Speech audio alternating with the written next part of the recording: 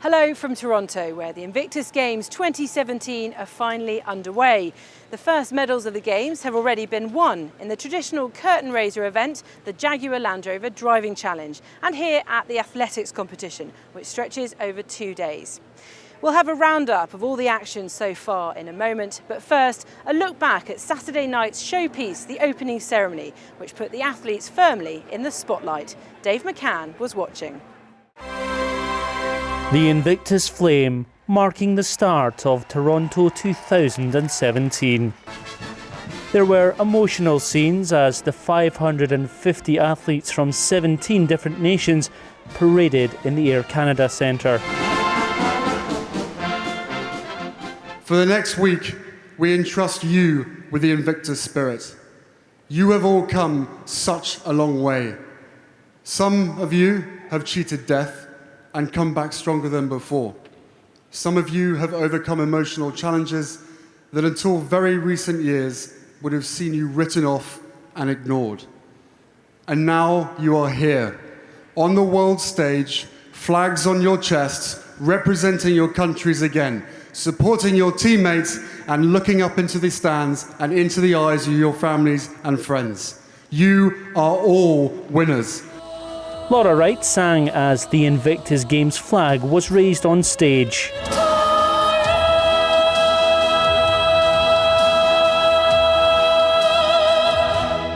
Through your athleticism, through your drive and your competitive spirit, you are showing the world that illness and injury can actually be a source of tremendous strength. You don't have to change a thing. Canadian musicians Alicia Cara and Sarah McLachlan provided more musical entertainment.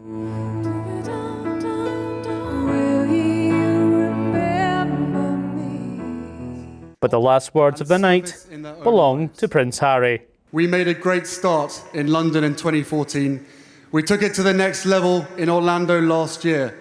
And over the next week, in this year, as we celebrate Canada's 150th anniversary, Toronto is going to put on a Games that draws the attention of the world. Prince Harry, I mean, he's fantastic. What he's doing to using the platform, we have a great opportunity here. And you know what? This is really going to make a difference for our soldiers. I thought it was quite good, to be fair. It was powerful. A wild up a bit with the man on the move. It was quite good, and I reiterated the solidarity. Go Canada! Now the opening ceremony's over, the Games are officially underway. It had pageantry, it had music, and its fair share of uplifting stories. Now the attention turns to the sport and all the action coming up over the next few days. David McCann, Forces News, Toronto. So with the Games officially open, it's the moment the competitors have all been working towards for months. And it was a strong start for the UK team, who got themselves on the medal table in the very first event. This has become the traditional curtain raiser to the Games. Featuring one team from each nation, their skills are tested on two separate courses, speed and precision versus the obstacle course. Held in the Distillery District of Toronto, Army Sergeant Gareth Patterson and former RAF Sergeant Olaf Jones beat Denmark but came second to the Netherlands, apparently by the smallest of margins. It's the first time Team UK have medalled in this event, and after he was given a spin on the driving course, Prince Harry was on hand for the medal ceremony when the UK pair issued a challenge to their teammates. The thing with motorsport is it levels everybody. You can get into a vehicle, you adapt a few things, and you can go up against anybody in the world. So motorsport is a level playing field. So there's people in wheelchairs who've been taking part in this, people like Olaf's missing an arm, just noticed, right? And they're just everybody. I mean, you just get the ability to take part against anybody of any disability, right? And you can just basically just compete and go for bragging rights. It's fantastic. But for me, what this does, it sets the tone to the start of the Games. I mean, gong number one. So that's set. We're on the ladder. List. Yeah, we're on the ladder. So let's see whether the rest of the team can actually go now. It's up to you guys.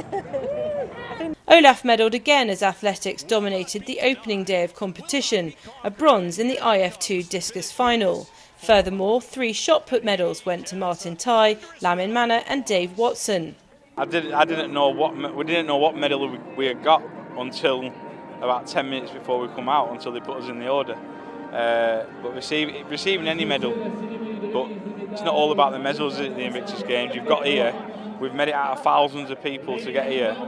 We're a winner without a medal, so we're picking up a bronze, it's a bonus. I come to this joint to enjoy myself. If I win something, it's a bonus. But immediately you went to the opening ceremony and you had the speeches, you come out on the ground, you see people shouting, screaming, it puts you at a different level. And that's what it's all about. You know, you don't expect nothing, but when you come, you see your family, you see friends, you see everybody carry your name, you just want to do anything. Do everything you can, and that's what I tell them. I'm going to do my best, and what my best gave me, I'll appreciate it, and that's what happened. Hosted at the York Lions Stadium, 14 UK medals were won on the first day, with Jen Warren, Andrew Bracey and Jamie Weller each claiming a hat-trick. Meanwhile, back in downtown Toronto, things were hotting up on the tennis court, with both UK couples performing well, setting up a very exciting second day of competition. Now, while there are medals at stake here at the Games, and of course this lot are very competitive, it's really the stories behind the athletes that inspires. I've been speaking to members of the UK team about their Invictus journeys. If it wasn't for his partner, Martin wouldn't be here. He watched the Invictus Games with me last year and was very interested, and he did not stop talking about it. But the typical male thing was he's not going to do anything about it. So I did it behind his back.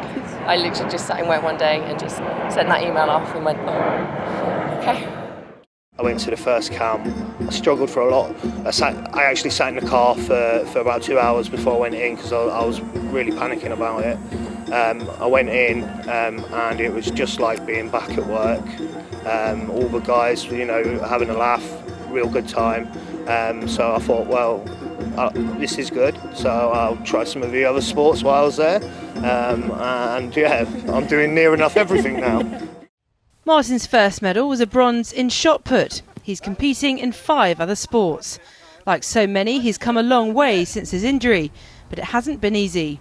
When I was first injured, I fell into quite a deep depression. I pushed all my work colleagues and friends away, even my family to a certain degree, and it really held me back. I didn't like going out in public, being in big crowds. So it was a massive impairment for me, and this Invictus has really brought me out of this, and I'm really enjoying life again. He's got a lot more confidence in himself because he will now like start talking in big groups and things, and it's nice to see. Yeah, because I remember when I went on holiday and there was this massive crowd, and he wasn't liking it. We are immensely proud of him. He's achieved everything that he wanted so far. He was surprised that he got it. I don't think we were though, were we? No. I think we knew he was going to get something, but we're immensely proud of him. Really wasn't expecting to come anywhere. All the guys that I was thrown against were really good guys, really talented individuals, and yeah, I'm just, you know, I'm proud and really happy to be a bronze medalist. And to do it in front of the family as well must be a very special moment. It was pretty emotional. Were they nearby? Could they see you getting the medal? Yeah, they were. Yeah, you know, I saw them in the stands with their banners up, waving them at me. So yeah, it was really special. This family's competition schedule is arguably one of the most packed, but the boys are confident Dad will medal again. He's always done weights and that. Yeah. He's always done weights, always pushed to get higher weight. And it's the thing he talks about quite a lot. Yeah. If he sets his personal best, he'll always talk about it and things like that. My kids are really proud of me, which is a massive thing for me. I've really fell in love with the sport again. It's really helped me with my rehabilitation, mentally, physically. Yeah, I'm looking forward to it. I'm going to keep on with the sport, keep on going and see where it will take me. Another 5 days of competition to go here in Toronto, so we'll be back again with you tomorrow with much more. See you then.